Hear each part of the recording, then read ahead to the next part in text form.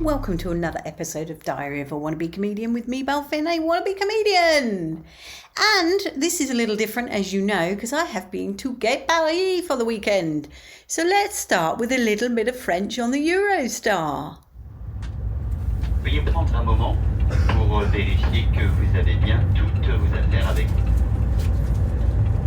Pour votre sécurité, veuillez faire attention à l'écart entre les marchepieds et le pied lors de votre descente. So that was some proper French. You're not going to get any French out of me, I'm afraid. But here's a little bit from Comedy Dan. Bonjour, je m'appelle Dan. Comment t'appelles-tu? And where are we, Dan? We are currently in Seine, looking at a Musée d'Orsay. And the river. That's the bit I'm looking at. I love rivers. There's a Van Gogh exhibition in the museum across the way. I don't know how to get there. Probably one of the many bridges, but yeah.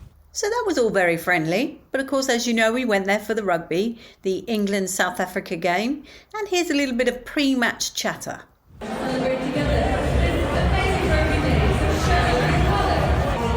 We're down to the wire now, in the stadium, in the noise, ready to murder each other. On the field and off. Go South Africa. Come on, England. But it was all looking quite good. Here is the first penalty of the game, which England scored.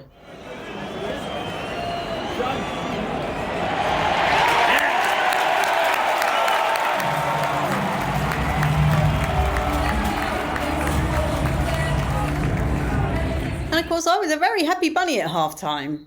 And here is some pre-second half chat. Well, it's half time. Let's go over to Dan and see how he feels about that. This isn't going very well, is it? I think it's going splendidly. Well, the only joy I had was Owen Farrell getting 10 metres. And then, of course, finally we have the post-match chat.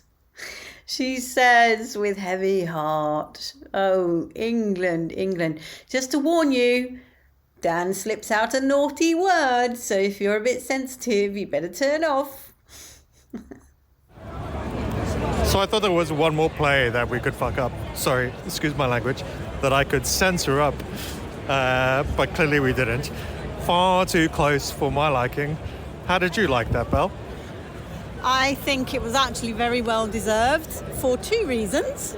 Number one, the guy to kick from that position with that much pressure was amazing.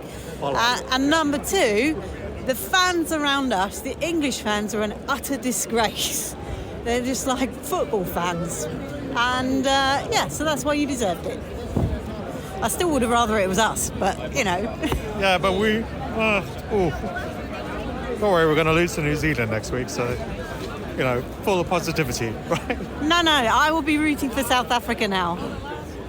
Because unlike you, I am loyal to my friends. This is a dig at Dan, because he said he wouldn't support England if they went through. Anyone and everyone but England, yeah. But you saw why, right? The stadium was full of less than desirable people. Oh, it's shameful. Shameful. It's quite sad. This is, you know, I started watching rugby 20 years ago and it wasn't like this. But they're not singing anymore, so don't worry about it. No, that did shut him up.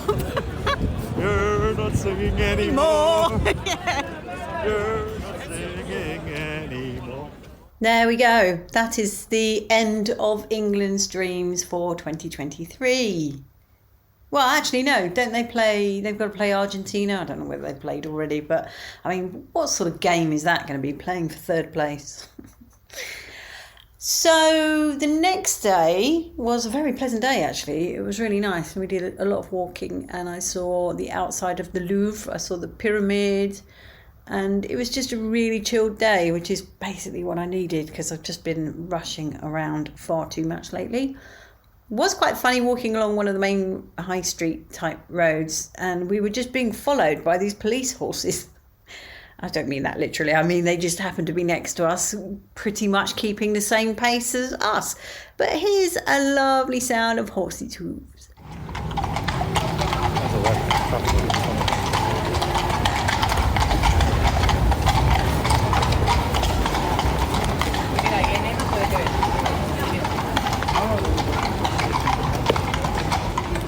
And that was the end of my weekend in France, although obviously I had to get home. And the interesting thing was I set off the alarms at the airport going home, but I didn't set them off coming out. And when I went through, the guy said, knee replacement? Yeah, just let me through. So I don't know what kind of security that is. But hey, I was very grateful for it because I don't like that bit of travelling. I love travelling, but I don't like going through security. I don't know why. I'm one of those that feels guilty, even though I've got absolutely nothing to feel guilty about. But I just do. On the train was quite interesting. Boomers, seriously, what is going on? I know my mum's going to be really cross about this bit. But boomers just do not know how to use those toilets. Unbelievable.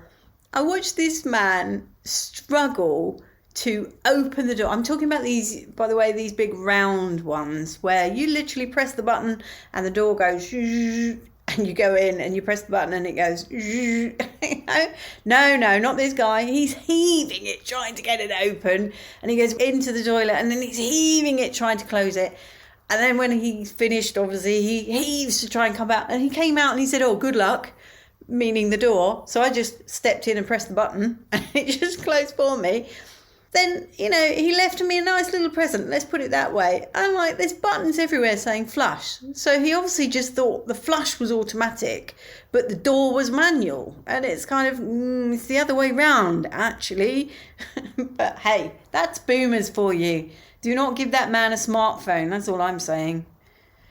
So there you are. Now, tonight, I am off to my comedy acting. Which, I didn't tell you, did I? I had a gig, didn't I, Thursday. Where was that? Quintessential. And it was very good. I was less pleased with myself than the reaction I appeared to be getting from the crowd. So, I'll take that, though. I'll take that. Much love and gratitude.